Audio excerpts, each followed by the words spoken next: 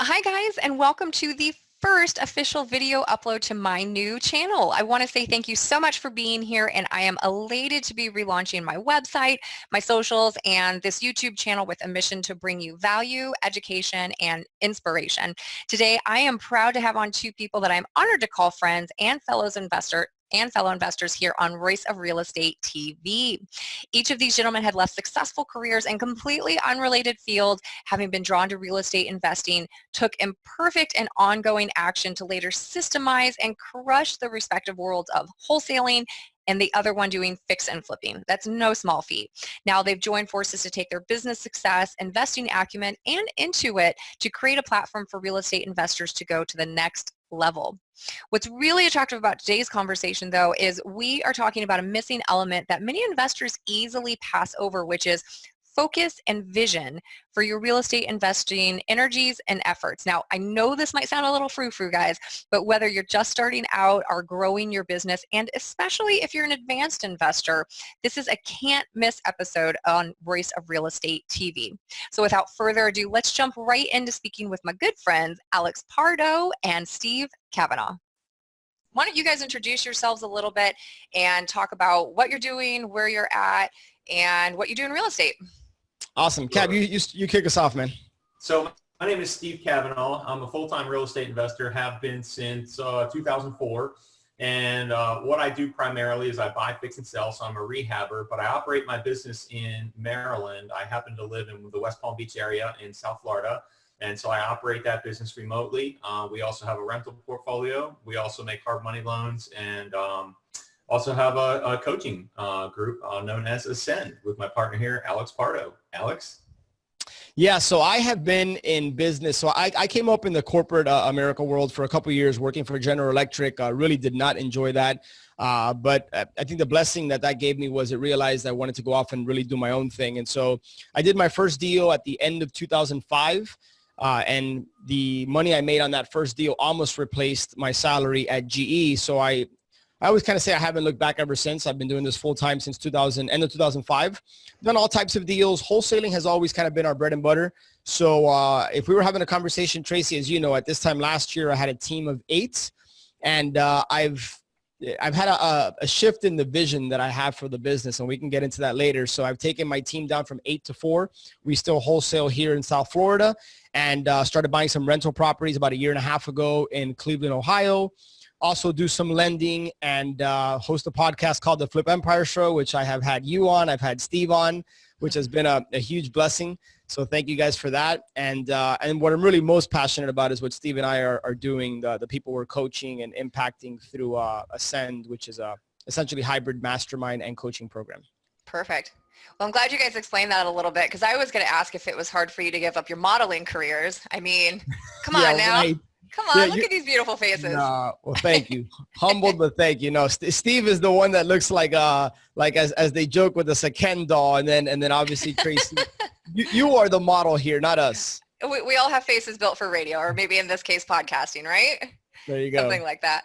So what does your guys' business look like? Alex, you had just explained that it went from 8 to 4, and you are in wholesaling. I mean, you're all about volume and systems, and man, just watching you dominate your market has just, especially from afar, I mean, you have it dialed in. So what does your business look like? And then Steve, what does yours look like as well? You're in the fix and flipping, totally different systems, totally different types of real estate, but you guys have your systems dialed in. So what does that look like now? Yeah, so it started for me years ago when I read Michael Gerber's E-Myth, which is a pretty popular book that many entrepreneurs and investors know about. That book really opened my eyes, Tracy, to understanding that in order to have a business, you have to have processes, you have to have standard operating procedures, and in a lot of cases, you have team members that run those standard operating procedures and those processes. Not always. I think you can still have a business and have a very small team, or even run off of 1 or 2 people. Steve is a perfect example of that. I think what I've gotten clear on over the course of the last 12 months is that I want more of a lifestyle business. I don't want necessarily a business that has a lot of overhead and a lot of team members. So at this time last year, I had acquisition manager, disposition manager, transaction coordinator, a cold caller, a lead manager, a virtual assistant, and myself. I think I'm missing somebody. But the team and the vision honestly was to scale and grow and get larger and larger. And what I found is I'm in a pretty competitive market. Just because you add more staff and you add more overhead, it doesn't necessarily mean that you're going to be more profitable or that you're even going to do more deals. I feel you. And I want to say that because scale is the sexy word out there in our space, right? And everybody's talking about growing and scaling. And I know Steve can back me up on this. Bigger isn't always necessarily better. You know, better is better. And what I realized was that I had to dial things back a bit. And even though we have strong systems and we have good team members in place, this wasn't really the vision I had for the business. I want to be more profitable.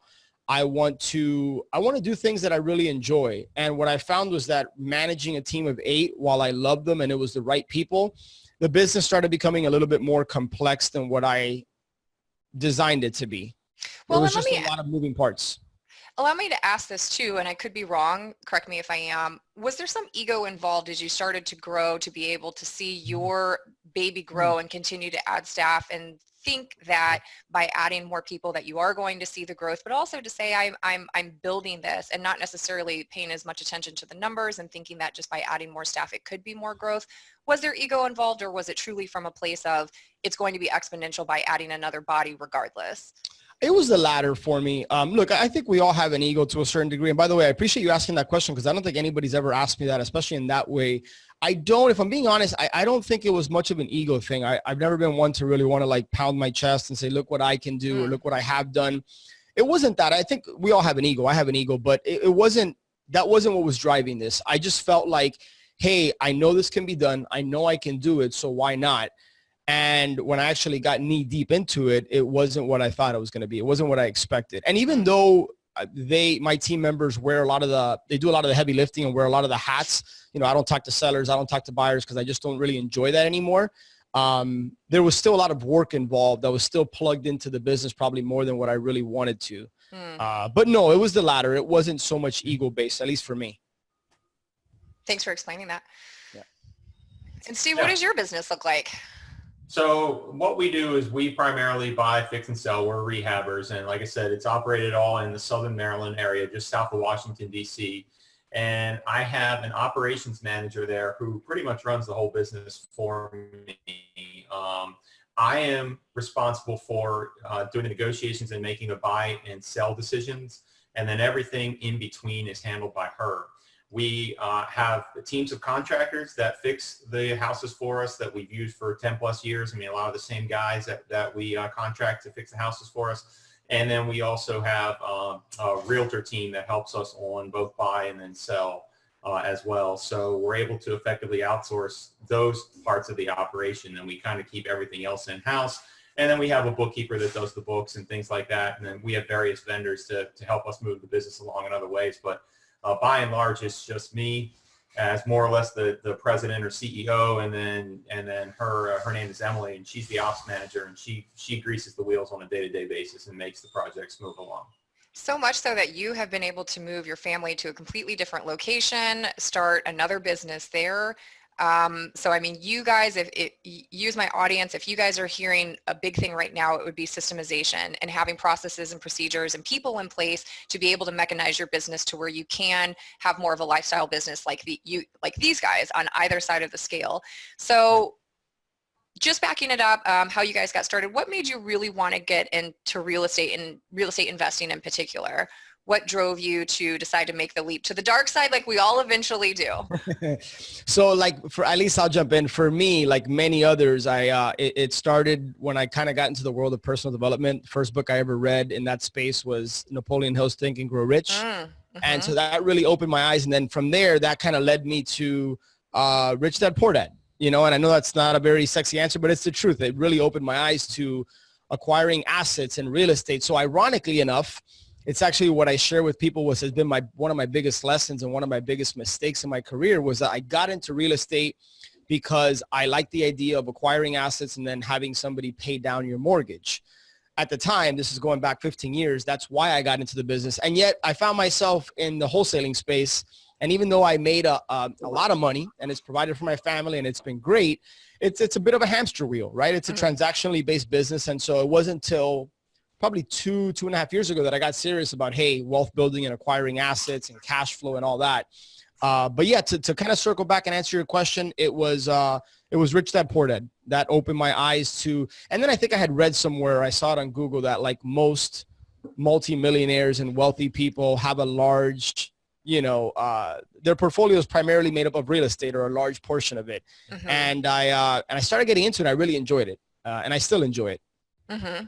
What about you, Steve? Yeah, so I graduated from college as a communication arts major, jazz guitar performance minor, which has absolutely nothing to do with real estate. Right. And I immediately then went into the information technology field as a database engineer, which had nothing to do with my major or real estate. Right. And I very quickly realized that I didn't like the 9 to 5. I didn't like the commute. I didn't like living by someone else's rules. And, if I'm honest with you, I've always been a little bit slightly rebellious by nature. So I couldn't thrive in that corporate environment and all that stuff. So like I said, I was there for a total of 4 years, but through those 4 years, I researched a lot of entrepreneurial types of activities, and the one that kept coming back was real estate. I seem to have some sort of intrinsic interest in real estate. Mm-hmm. So along with what Alex is saying, I read actually first Rich Dad's Cash Flow Quadrant, which is the second. It's like the sequel to Rich Dad Poor Dad, and I actually read Rich Dad Poor Dad a couple of years after I read that first one. But the Cash Flow Quadrant made a ton of sense to me, and then I started researching a lot of different real estate investment websites. So I ended up on like the CRE online, back in the day, and this is all before Bigger Pockets and all that. But the one that came across that stuck with me was this one called flippinghomes.com. And that happened to be owned by a gentleman named Steve Cook, who all three of us now well know. But he owned that website. And at the time, he lived in Baltimore, which was only like an hour and a half from where I lived in Southern Maryland. And so he would put on these boot camps, and I went ahead and I was able to scrounge together the investment to go to one of those after much trepidation. And I finally went, and I said, man, I could do this. So I came home, I implemented it, just like to your point, Tracy, just implemented kind of the systems, the process, the steps. And by the grace of God, I landed my first deal, and I more or less haven't ever looked back since. Perfect. Yeah, there's always something about real estate. And I don't know if it just seems like there's a lower barrier of entry, or because housing is just so common that there's something about it. And then also we see people on social media and websites and flipping shows that there's something so attractive about it. But really, we're all passionate about what we do. But talk to me about how your vision played into that. Did you even have a vision when you were going into this? I mean, Alex, you wanted to create passive income for yourself and you got into wholesaling. Steve, you wanted to do IT, and all of a sudden you're doing real estate. So when you got into real estate, was there a vision or a thought behind, this is what this is going to look like in 5 or 10 years? This is how important it's going to be to me or my family, and this is what my life is going to look like? Or is it just like, I just don't like what I'm doing. This seems pretty cool, so I'm going to try this. Talk at me about that a little bit. Great question. I think for me, it was a hybrid. So I didn't know what a vision was, but I've always been very ambitious, and I've always set goals for myself. And I always felt like in order to have the kind of lifestyle, so I had a vision in my head of what I wanted my life to look like. I knew I wanted a family and kids and all that, but I didn't have it documented, which was kind of mistake number one. But no, I've always been kind of, Tracy, and I think you know this about me, and I know Steve, I've kind of been more of the ready, fire, aim, which in many cases has served me really well. In some others, it's kind of bit me in the butt. But in this case, I ended up going to a marketing for deals boot camp in Atlanta right when I got back from traveling, backpacking around Europe. And I got back home and I was like, let me just take one of the pre-foreclosure letters out of the manual. And I started mailing pre-foreclosures. Before you knew it, my phone was ringing and I was going on appointments and had zero idea what I was doing. I mean, I was such a joke the way I was handling those. Like, I just didn't know what I was doing. You're like Googling it as you're answering questions. I was literally figuring it out as I would go along. And this is before, this was around the time YouTube was on the scene, but there wasn't the resources like we now have, or there were resources, but I was just figuring it out. I was just kind of failing forward, as they say. And somehow I closed the deal, 2 months later. I ended up bringing on a partner because of fear. That's a whole nother conversation. I ended up giving half the profits to a friend of mine, and we kind of figured it out together. So I honestly don't even remember the original question, but I just know that I didn't have a vision. I jumped and I was figuring it out as I went along. And then fast forward many years later, that's when through Life and Air, I got exposed to the concept of having a vision for your life and then having a business that supports that. And, but it was many, many years later for me. Steve, before you answer your question, there's a takeaway that I'm already hearing that I really want to reiterate to the audience, which is if you're hearing anything also from these guys, is that they didn't know exactly what they were doing, but they're taking massive action despite the fear that they're having. So when Steve said he scrounged to gather money to go get educated, and then he took the information that he found and went home and implemented it right away. Alex started sending out flyers, had no idea what he was doing, went on the appointment, just did it, figured it out, and made money. So I just want to take pause and say how important that is to you guys, because I get DM'd all the time with questions about where do I find money and where do I do? Guys, just take massive action, just move forward, and you'll figure it out along the way, and you'll find mentors as well. All right, thanks for letting me take that. And then Steve, what about you? Did you have a vision going into this, or was it sort of the same thing? You know, so I'm going to start by saying there's a difference between a vision for your life and a vision for your business. And I will say that, you know, not at the very beginning going into it did I have a vision for either. And in fact, it wasn't until many years later that I had a vision for my life, but then my business vision is actually very simple. And that's kind of the easier part. The harder part's getting the vision for your life. But backing all the way up to your question, at the very beginning, I think I've always been blessed with the ability to just kind of feel my way through the darkness. And I wouldn't call myself so much of a ready, fire, aim. However, I will get probably 80% of the knowledge. I am a high fact finder on Colby, you know, so I do have to do a lot of the research and all that stuff. Yeah, you too. So I do have to do a lot of the research and stuff before I pull the trigger, but I'll get like 80% of there and then just say, you know, go ahead and go for it. You know, I think ultimately the best way to learn in life is learn by doing. But as far as 5-year plan or 5-year goals and 10-year goals stuff, I've never really done that. Maybe that's contrary. Maybe I should be doing that. I just have never really felt compelled to do that, or might not even have the patience for it, if I'm being completely honest with you. So yeah, I mean, I've kind of just always said, okay, well, what do I need next? And to be fair to your question, I do like to plan out the year and say, okay, what business activities am I going to be involved in this year? Approximately what kind of goal am I shooting for with each of those business activities as far as a bottom line revenue on those? And then just kind of go for it, you know, from there and put the pieces into place. So I would say finally, the other thing that comes to mind is I'm always trying to evaluate everything in my life through a risk reward proposition. You know, if I'm going to take a greater risk, I want a greater reward. And, you know, what is the risk? So when you're just starting out, when I was just starting out, my risk was very low. I had a full-time job at the time. I was living with my to-be wife, my wife that was, you know, before we got married. And so she had a job. So we were able to kind of live together with just her job supporting both of us. So I really kind of had a good parachute there, if you will. And I had a job that would allow me to qualify for the loan on my first rental properties, and it was 100% financing. So I really didn't have much risk. I only had reward that would come from that. And this is not the way that I would suggest that your audience here gets started. But the bottom line is that even if I broke even, I got an education. You know, and so the reward was huge. The risk was very little. So that was a no-brainer investment for me. Does that make sense? It does. So where do you think it's more important to start having a vision? Because I think between the three of us, it was the same thing. I mean, I got into real estate for various reasons, but then I also didn't have a specific vision for it. I mean, I document everything, but that doesn't mean that always comes to fruition. I mean, I feel like I'm fairly clear about what I want out of it. But like you, Steve, it's probably not as parsed out with life and business. Mine tends to cross over quite a bit, so I wasn't as good about what you do to separate those more. But when do you think it becomes more imperative to create that vision for your business or for your life, or both? I'll answer in one word. For me, it's now. The sooner the better. If this is the first time you're hearing about, you know, hey, I never thought about having a vision for my life and business. By the way, Steve is 100% right. Those are two totally different things. Why delay? Why delay the inevitable? Because you may be going down a road building a business that ultimately doesn't serve the vision you have for your life. And so why go down that path and then have to take a few steps back or many steps back and realize that, hey, I've been spending all my time and energy and resources and money building this business that isn't even really in alignment with what I ultimately want for my life.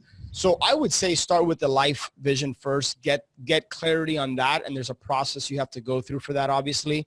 And then kind of start to hone in on a business vision so that they're parallel and they're kind of running side by side, and they work in hand basically. So I would say now. Steve, same with you. Yeah, I mean, absolutely with the life vision, you absolutely have to figure out what your life's going to look like, without regard to money, possessions, income, etc. And then what people go through that process, and a lot of times they figure out that they can actually begin to start living that life now. And it's just the fact that, people plan more for a vacation than they plan for their lives and all that good stuff. That is so true. And, ultimately, like the clients that Alex and I work with, oftentimes these folks are doing very well in their businesses, but, sometimes their lives aren't completely, reaping the benefits. So one of the things that we'll do is we'll sit down with them and make sure they're crystal clear on what's going on, what they want their life to look like. And then we just help them to kind of restructure the business, just make small tweaks. It doesn't have to be anything huge oftentimes. And then just help them live in alignment with that vision. And then we sit back and we watch their lives and their businesses flourish as a result. This echoes to me a little bit of that book, The 4-Hour Work Week, to where just having high efficiency and creating a business that serves your life, and obviously how we all met, which is through the Life and Air organization, which was a totally different concept for me, which is creating a business to serve your life, where that nearly melted my brain because I was such a workaholic that I'm like, what do you mean create a business to serve your life? Isn't your life to work, and then everything else sort of trickles in when or if you create time? So the opposite of that would be, I would imagine, burnout, bad relationships, bad physical health, finances being all over the place.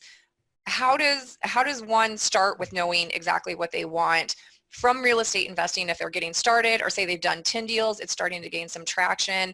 You guys have a process and procedure. How would one start going through knowing what's important to them and creating a vision for their life that the business would follow? Do you have something in a nutshell that we can offer our audience just to get started? Go ahead, Steve. Go ahead, Alex. So that's such a loaded question, Tracy. And I think we all kind of maybe have similar ways around this or going about this, I should say, or maybe even different ones. So I'm big on number one. I truly believe God has given us all a talent and a gift. Some might call it a unique ability. Dan Sullivan, I think, calls it your genius zone.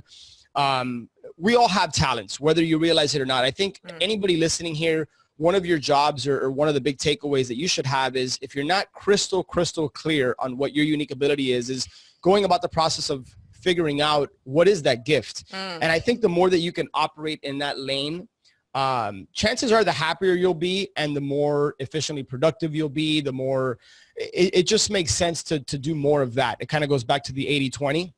And so, Dan Sullivan has a specific exercise where, you send an email out to 15 to 20 people that know you, and you ask, hey, what am I good at? What do you think comes so natural to me? What do you think is my superpower? And it opens up your eyes to something that you may or may not have realized is your unique ability. And so for me, that's the first step, is what's your gift? Once you identify that, I just had a coaching call, and I specifically gave him this exercise where he was documenting and time blocking his day, figuring out what he was working on every single day. And then I had him go through a process of, in 4 columns, what are the revenue generating activities, what are the things that give you energy and don't give you energy? Figure out where the sweet spot is. If we're talking business, what's the sweet spot between the revenue generating activities and the things that give you energy? That's where you want to be spending your time when it comes to business. And then conversely, what are the things that are non-revenue generating that you don't like? Those are the things you want to outsource and get off your plate. When it comes to your personal life, there's an exercise that we've all been through where you take out a blank calendar and you write the things that you would do with your life if you didn't have to worry about money, you didn't have to worry about, just what would you do with your life? And so you start to document on this blank calendar, and then you ultimately see how much space is left for business. And then that's how you start to design a business with that time to support the vision for your life. Steve, go ahead, fill in some of the gaps and some of the blanks, so to speak. So I'm going to go a little bit more esoteric on you, if you will. I mean, the first word that came to mind was pray. I think that Alex articulated it very well in long form when he said, it's God-given abilities, unique abilities, all those sorts of things come into play for sure. But ultimately, I think when we sit down and we start to analyze, what we want our life to look like, that's that kind of goes along with our mission in life, our purpose in life. And so I think we need to tap into that eternal kind of source and download what it is that we were put on earth here to do. And the life in our organization, as you mentioned, Tracy, has a very structured way of doing that through categories such as family and spirituality and hobbies and on down the list. And I think there's 8 or 9 of them, Alex. And what we do is, we'll take our students through that process and make sure that they kind of have that dialed in, which by the way is not necessarily an easy process, but if you can get away for a few days and get away from distractions and your daily duties and things of that nature, then you can really kind of sit down and have that quiet peace where you're able to become clear on some of those things. And then it's just the process of building it after that, putting it out on the calendar and then building it after that. And that would be my recommendation. Yeah.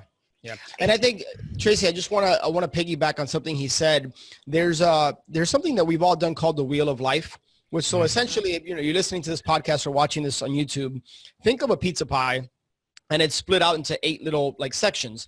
And to Steve's point, you have family and you have spiritual and you have financial and you have business and all these different areas, fun, relationships, love, health, all that kind of stuff.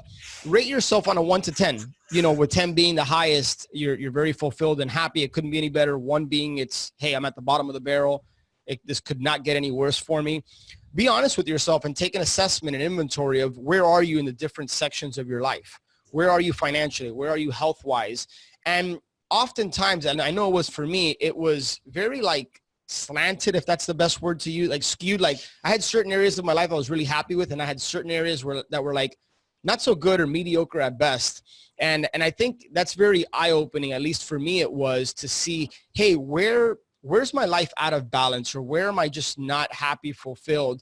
And you can even go through a process of prioritizing and rating, hey, here's what's most important to me.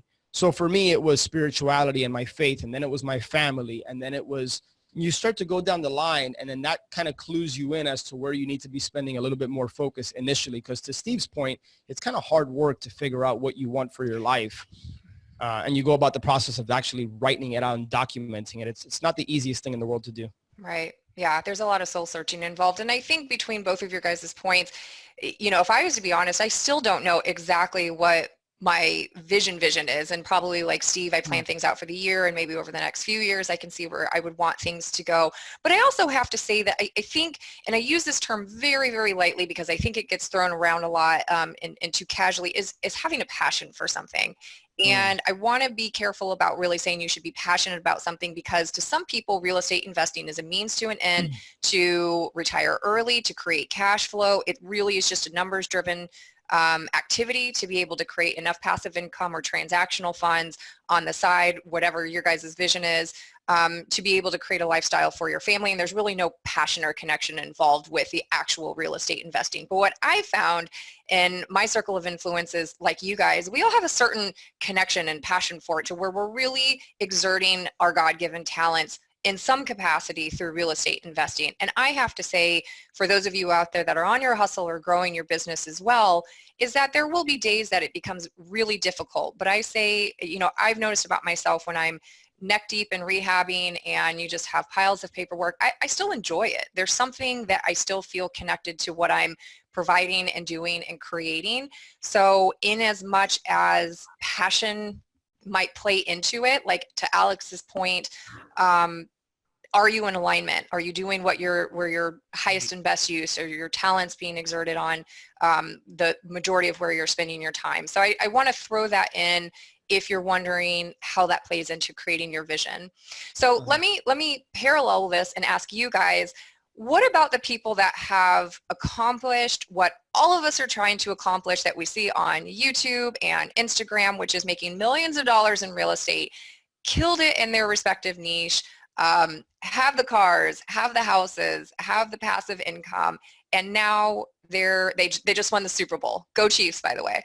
So they've won the Super Bowl, and they're at the plateau or at the pinnacle that we all want to reach. They're there, and then a life crisis can happen. Where do people go from there when they've reached their vision and done what they thought might take them a lifetime to do? Sometimes I've seen this with other investors. By the time they're 30, by the time they're 40, what does that look like when they've reached their vision that they thought might take them an entire career to do? Hmm. That's great. I'll tackle that first. First of all, I don't know that everybody that is on all the social media and all that, posting all this stuff, is truly legitimate. In fact, I would submit to you that probably a very small percentage of them are. I have heard stories that, would make you roll your eyes about people renting Lambos and, Oh, sure. Yeah. I mean, so don't believe everything you see out there. You mean that actually happens? The most successful. No, everyone's telling the truth on social media, y'all. Come on I now. thought everything that we saw on Facebook was true. Never mind. It's on the internet. It must be real. I mean, come on. Right. That's right. No, I think, I think you guys are right on the money there. I think a lot of times it's very small percentage. The most successful people I happen to know are very quiet and no one knows who they are. I mean, really, there's nothing sexy about them or their operations or whatever. But let me speak to the second part of what you're talking about. You're talking about, hey, look, you're going to climb this big mountain and you arrive at the peak of that mountain. I've been there, and I was there just a few years ago. My mountain to climb was moving my family down to South Florida permanently while retaining my Maryland operations. And that was a very steep hill looking up that mountain. It was a very steep mountain to climb. I didn't know how I was going to get up it. And through working along with my coach and my mastermind, I was able to accomplish that goal. It was not, like I said, easy, and it took some time and had to put some things into place, but ultimately got there. Now, I thought I was going to get up to the top and do a victory lap, and everyone was going to love me and my life was going to be easy from then on. But I'm here to tell you that as soon as you accomplish something like that, it's actually a very lonely and scary place to be, because suddenly you realize, you look around, there's other peaks that are much higher, but you don't really know if you want to climb them, and you don't really know if you should climb them, and all that sort of thing. So when you fully realize a life vision, then it's time to kind of start with a blank piece of paper all over again. And that could be a very daunting process. And so for me, ultimately, one of the things that came about was that I wanted to increase the amount that I was contributing, because it's biblical, to whom much is given, then much is required. So for me, I knew that I needed to give back in some way, and the sense of contribution ultimately becomes one of the highest needs, human needs. So that ultimately resulted in Alex and I having a conversation about starting Ascend, which is our coaching and mastermind group, and that has been very fulfilling as we've gone through this process, working with clients through it. Yeah. I think I'll add, and I'd love to say I have a completely different take and perspective on it, but the truth is I don't. I think I heard Tony Robbins say many, many years ago when I first attended Unleash the Power Within in 2007, the secret to living is giving. And I get so much joy and fulfillment out of contribution. Matter of fact, I'm not sure when this goes live, but a couple of days from now, Steve and I will be in Guatemala for a mission trip, master mission, half mastermind, half mission trip. And I just get so much joy out of giving, right? And so I think, Tracy, if somebody's listening to this and they feel like they've arrived, quote unquote, I would ask that person, have you enjoyed the journey? Because, and this wasn't always the case, but I've realized over the last several years that I need to learn to enjoy the journey more. It's not just about the destination. The destination is very short-lived. It's kind of like you get a new car. It's got that new car smell, and 2-3 months later, you kind of forget what you're driving, right? And it's just, it loses its appeal to a certain degree. And so to Steve's point, I think it's about, starting with a blank sheet of paper. I think when you take the focus off of yourself and you place it on others, I think certain things open up for you, and it maybe it puts you in a better headspace and a better place to then figure out what that next journey is, what that next step is for. So if anyone's listening and they feel like they've arrived, or, hey, now what? That's the advice I would give them. So in a nutshell, would you mind sharing something that you have as a vision for yourself now, for both of you? Go ahead, Steve. I was about to pull up my vision here. I know Alex is probably using this as an opportunity to pull his up. I wasn't actually, but that's a very good idea. Let me just go ahead. I was just going to go from, let me bring it up. You're like, thanks for throwing us on the spot here, Tracy. I know, right? Talking about visions and we forgot what ours were. So let me just go down. So, all right, so this is kind of a cool one. And I actually talked about this recently on the L-Love talk that I get. L-Love is my hashtag LLOV is Live Life on Vacation, which is kind of okay. Yeah. kind of my brand lifestyle, I don't know, whatever you want to call it, that Yep. I've just kind of been kicking around. It's just been kind of fun, right? Yeah. And it's caught on. There was a group that heard me talk in the fall, and they went out and they made hashtag #LLove shirts and all went on vacation together. Oh, Took cute. pictures. Yeah, I love it. And I must have missed, though, the royalty check hasn't made it in the mail yet. I don't think I lost it now or something. Just keep checking the box every day. In any event, I'm not salty at all. I'm just saying. So anyway, one of the things that I have in my vision that I want to accomplish this year is to have basically have a date night fund that for me and my wife to go out with, that is funded completely from free and clear rental that I happen to buy. Now, that is, I'm a little bit off the map here with regard to personal vision, because that's a little bit of combining a business and a life vision thing there. But I know that my wife and I, in our relationship, is best when we're consistently going out on date nights, and I can have really good date nights with my wife when we go shopping and then we go out to dinner. So if we have a rental that is dedicated 100% to funding that activity, that the rule is we can't touch that money for anything else. It has to go. And the other rule is that we have to spend the entire amount every single month. Well, we can go shop at some nice stores and go out to some very nice dinners as a result. So that's just one small thing out of many in the vision there. You know how many men are listening to this now that are like, brother, you're going to have to make me step my game up now. A free and clear rental property, and all of that cash flow coming in every month has to spend on my wife and I's date night to go shopping and dinner. I love it. Way to set the bar higher. What about you, Alex?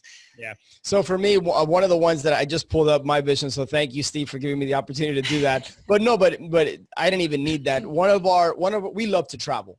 My family and I, we had the opportunity to travel a lot last year.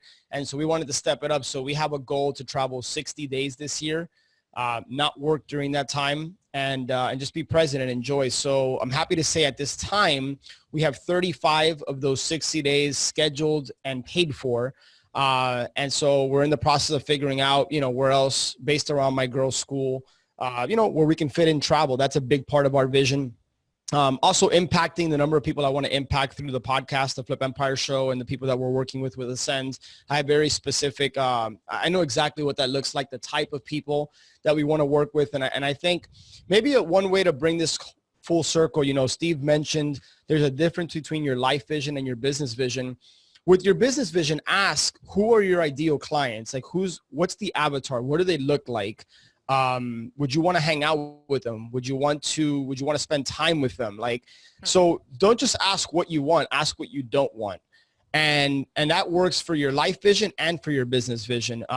Health wise, I turned 40 in July.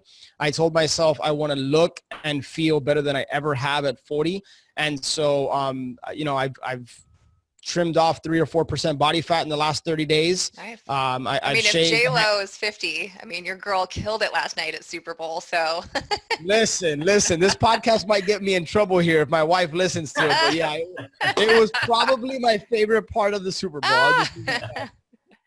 Yeah, she looks fantastic. I have no doubt that you'll be able to do that. And I didn't mean to put you under the gun, but I also want to get the wheels spinning for the audience members that are listening to say, okay, what are some of these big goals that I can set for myself that really implementing these systems and processes and procedures, what can that look like for me? What can we do for our families and for our lifestyle that real estate investing can absolutely 100% provide you guys? So how do we bring this totally full circle? How can people connect with you guys? How can they find you? And listen, I promise you guys, these gentlemen are not posting pics on Instagram of rented Lambos. In fact, they're not posting much on Instagram other than them living their lives. You know why? Because they're out there doing the reps, putting in the work, seeing the results, and living their vision. So how can people connect with you? Yeah, I think one way to connect with both Steve and I is at ascendyoursuccess.com. We can have a conversation if you have any interest in learning more about what we're doing with that mastermind and coaching group, which is, like I mentioned, a hybrid that combines both. There's very specific people, and it's not for everyone. Matter of fact, we're only working with a small number of people. But if you have any interest in connecting with both of us, having just a conversation, very informal, not a sales call or anything, ascendyoursuccess.com would be one way. And then also with me, you can plug into the podcast, The Flip Empire Show, or just shoot me an email, alex@flipempire.com. Love it. What about you, Steve?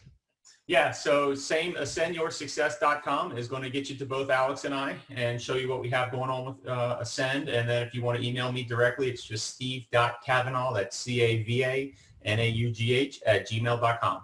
Perfect. So for those of you guys listening, this is sort of brand new for me, but I want to make sure that every single episode has something that you can take away and implement immediately, whether you have no funds to invest or just getting started, or you're growing a business or you're at the pinnacle. So I'll make sure to post the links to some of the resources that we talked about below. Make sure you subscribe, like, and I'll talk to you guys later. Bye. Thank you, Tracy.